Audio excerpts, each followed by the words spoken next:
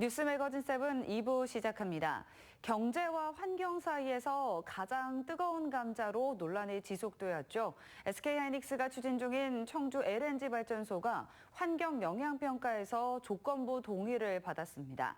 가장 큰 난관은 넘어 사실상 착공이 현실로 다가온 셈인데 환경단체는 크게 반발했습니다. 박원 기자가 취재했습니다. SK하이닉스가 추진하고 있는 청주 LNG 발전소가 환경부의 환경영향평가에서 조건부 동의를 받았습니다.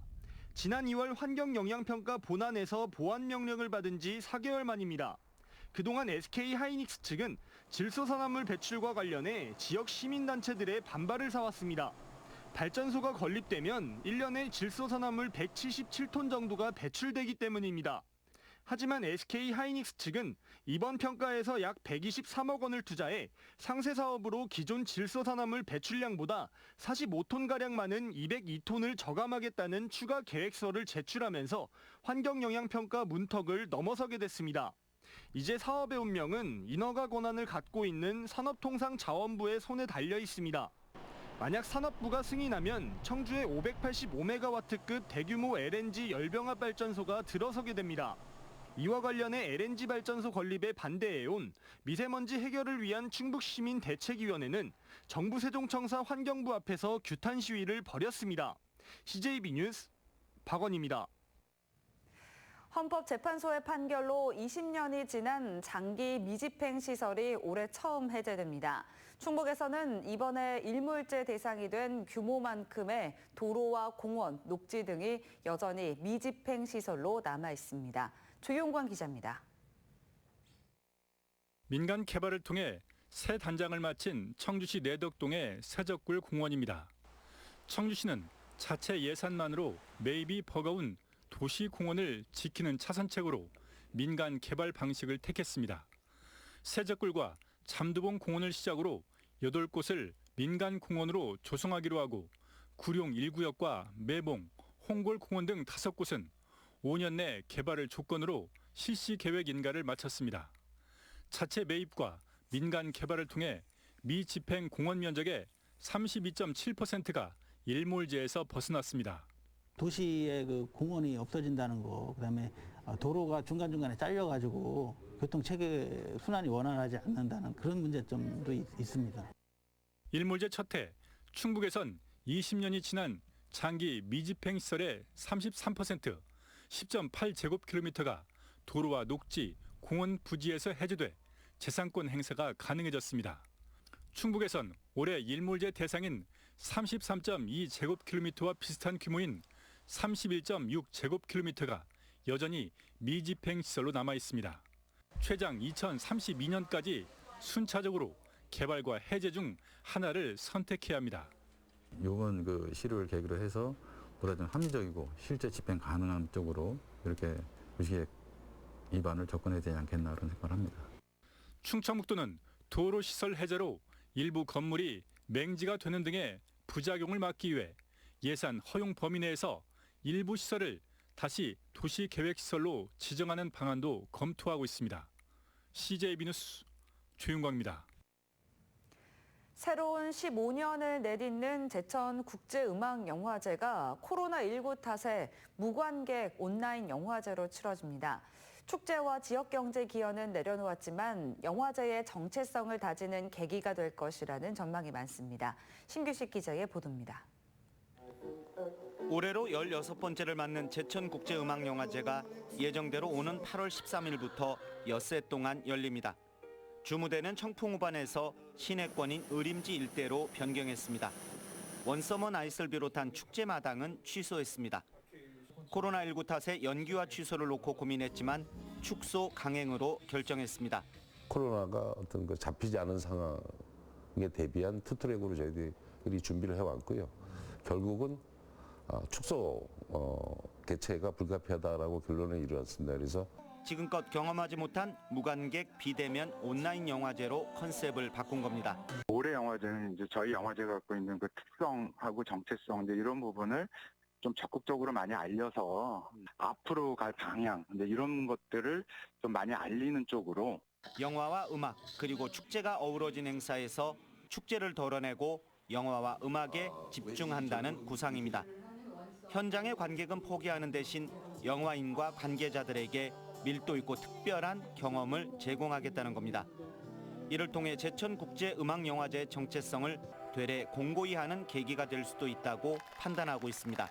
제천국제음악영화제의 정체성을 지켜가면서 시민이 공감하는 정도의 축소된 영화제를 치러내겠다 이렇게 생각하고 있습니다. 출품작과 상영작들은 네이버를 비롯해 왓챠와 웨이브 등 영화 전문 플랫폼을 통해 관객들을 만날 예정입니다. CJB 뉴스 신규식입니다.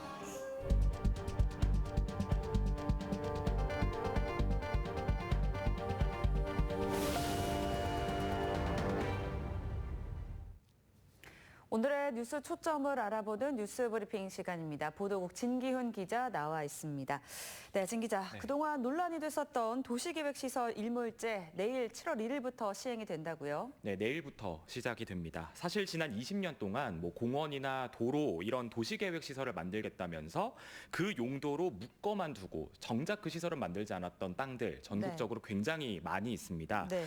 대부분 사유지인데요, 이런 땅들이 이런저런 용도로 묶어놔서 그동안 토지주들이 제대로 된 재산권 행사를 하지 못했었습니다.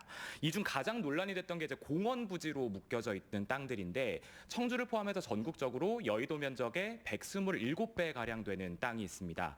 이런 땅들이 내일부터 순차적으로 개발 제한이 해제가 되는 겁니다. 묶어놓는 게 과도한 재산권 침해라면서 지난 1999년에 헌법재판소가 판결을 내린 그 근거가 돼서 시행되는 정책입니다. 네, 자 말씀하셨던 것처럼 일몰제 이슈 중에 가장 논란이 됐던 게 이제 공원 부지였는데 어떻게 좀 해결이 되나요? 네, 우선 청주시는 공원에 대해서는 최대 보전, 최소 개발 원칙을 고수하고 있습니다. 네. 녹지를 최대한 보존을 하겠다는 거죠. 청주에는 내일부터 순차적으로 개발 제한이 해제되는 10년 이상 된 미집행 공원이 68곳이 있는데요. 전체 면적이 1,014제곱미터, 평수로 따지면 300만 평 정도가 됩니다. 네. 이 정도 되는 면적 중에서 80% 가량은 시가 자체 매입을 하거나 지주 협약을 맺어서 녹지로 보존을 하게 됐습니다. 네, 자 이 공원 부지 중에 이제 가장 뜨거운 감자였던 곳이 이제 구룡공원이었단 말이죠. 네. 이곳은 어떻게 개발이 진행이 됩니까? 네, 사실 가장 큰 이슈였던 이유는 일몰제 해제가 되는 공원 중에 가장 면적이 컸기 때문이기도 했는데 네. 이 면적이 축구장 200개 정도 되는 면적입니다. 와, 네. 이 구룡공원은 1구역과 2구역으로 나눠서 진행이 되는데 1구역은 민간공원 개발이 진행됩니다.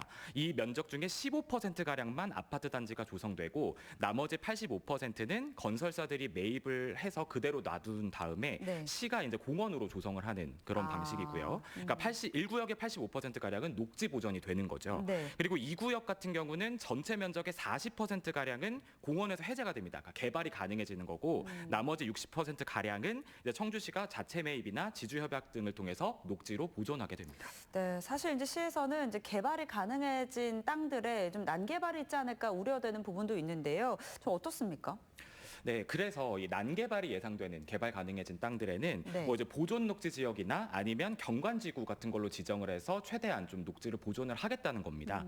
이런 조치는 일몰제와는 달리 이 지자체의 허락이 없으면 녹지로 무조건 보존을 해야 된다던가 아니면 개발을 하더라도 제한이 따르게 됩니다. 네. 예를 들면 3층 이하의 건물만 지어야 된다 이런 식으로 말이죠. 네. 이제 하지만 이런 식으로 일몰제 시행에 맞춰서 지자체가 규제를 더 씌우는 곳들 청주뿐만이 아니라 전국적으로 굉장히 많이 있습니다. 그런데 이 일몰제가 앞서 말씀드린 것처럼 헌법재판소가 이제 과도한 사유재산권 침해다 이걸 근거로 해서 사실 그 개발 제한을 풀어주는 제도인 건데 그렇죠. 이런 차원을 따져봤을 때는 구룡공원 토지주들이 반발을 했던 것처럼 토지주들이 또 다시 재산권 보호를 목적으로 반발을 할 수가 있습니다. 네. 근데 이제 그렇다고 또 자치단체 입장에서는 난개발을 그렇게 두고 볼 수만은 없잖아요. 그렇죠. 네. 청주시뿐만이 아니라 전국의 자치단체들이 이 일몰제에 맞서서 좀 효과적인 대책 마련을 해야 될 필요성이 보입니다. 네, 자 다음 소식으로 좀 넘어가 보겠습니다. SK하이닉스의 LNG 발전소 건립에 대해서 이제 환경부가 조건부 승인을 했다고 이제 저희가 뉴스에서도 전해드렸습니다. 네, 조건부 동의를 네. 이제 했는데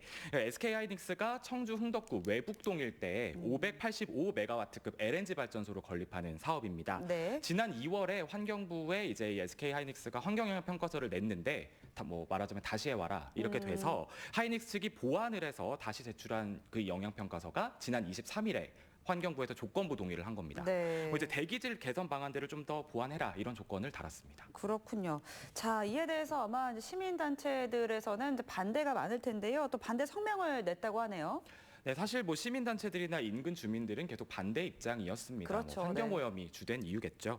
청주가 가뜩이나 미세먼지가 많은데 뭐 온실가스, 뭐 질소산화물 등을 배출하는 LNG 발전소 반길 리가 없겠죠. 네. SK 하이닉스 측에서 공청회를 또 해왔는데 그때마다 이 환경영향평가서 부실하다 이런 지적이 이어졌습니다. 그래서 이제 미세먼지 해결을 위한 충북시민대책위원회가 오늘 이제 발전소가 건립이 되면 질소산화물이 연간 205톤 가량이 배출되고 뭐 네. 이런저런 뭐 오염 물질들이 배출이 돼서 오염이 된다. 이제 이런 성명을 냈는데 네. 이제 환경부는 이런 시민단체 측의 주장과는 달리 실제 질소산화물의 배출량은 177톤 가량이 될 걸로 보고 있습니다. 근데 이제 SK 하이닉스가 다시 제출한 그 영향 평가서에서 네. 202톤 가량, 그러니까 배출량보다 45톤이나 더 줄이겠다 이런 이제 계획을 제출했던 게 결정적인 조건부 동의의 이유가 됐던 걸로 이제 알려졌습니다. 그래서 이제 동의를 받아낸 것 같습니다. 네. 그러면 이렇게 이제 환경부가 내건 조건을 또 이제 맞춘다면 이 발전소 건립이 되는 겁니까? 네, 이제 사실 이 최종 건립 허가 권한은 산업통상자원부가 쥐고 있습니다. 그러니까 네. 여기에 허가를 받아야 이제 최종 이제 건립이 확정이 되는 거고요. 네. 하지만 이제 발전소 같은 시설들의 가장 큰 관문이 사실 이 환경 영향 평가 통과입니다. 근데 네. 이제 이게 조건부라도 어찌됐건 동의가 됐기 때문에 그쵸. 그래서 아무튼 발전소 건립에는 탄력이 붙은 것으로 보입니다. 네. 시민사회단체는 앞서 보시는 것처럼 거센 반발 움직임을 보이고 있어서요. 향후 절차들이 어떻게 진행될지 좀 귀추가 주목되고 있습니다. 네, 오늘 뉴스 브리핑 여기까지 듣겠습니다. 진기용 기자 수고하셨습니다.